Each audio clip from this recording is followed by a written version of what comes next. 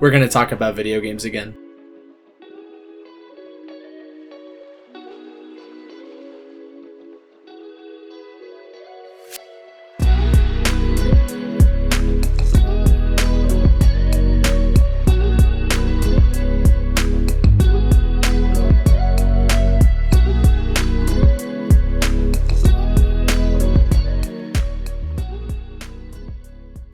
Monde Bazou is a game about living life in early 2000s Canada. You're not some mastermind bank robber, you didn't survive a nuclear apocalypse, although early 2000s Canada would beg to differ.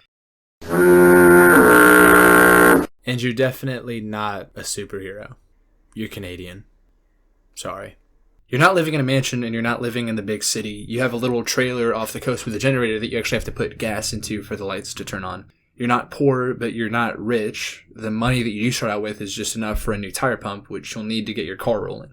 You keep your mom's phone number on the wall because your character doesn't have any emotional baggage or trauma.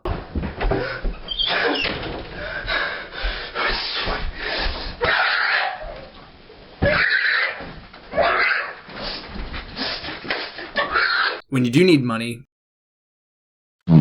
you're not breaking the law for it.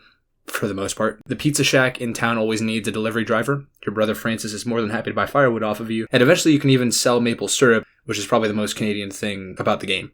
It's not lacking action. Late night street races, an underground drug empire, boats you can steal.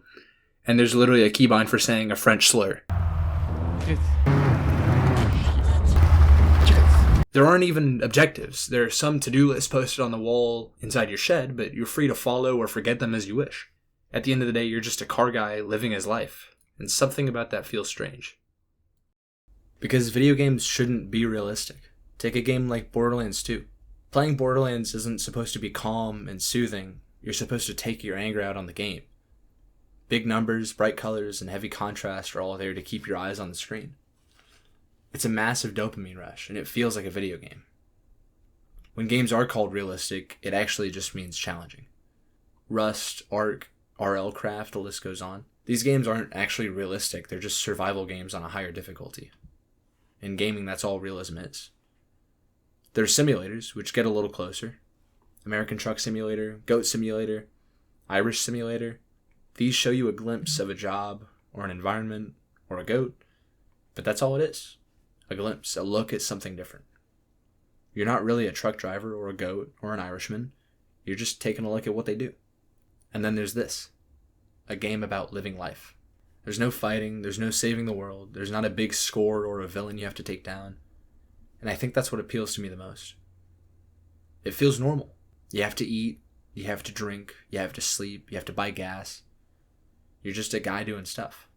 Better than that, it feels simple. In a world full of grind sets and side hustles, this game gives you something different. You don't go to an office to work, you do it in your backyard. You don't pay rent because you own the land. Every business is closed on Sunday and you have to find something to do. It's a life outside of my life that I can't get myself away from. And maybe that's what pulls me in. It's a reminder that there is a time to put your nose to the grindstone or keep your shoulder on the wheel or another 1500s analogy to working hard. But there's also a time to stop. Let go of the grind, let go of the work, and just be.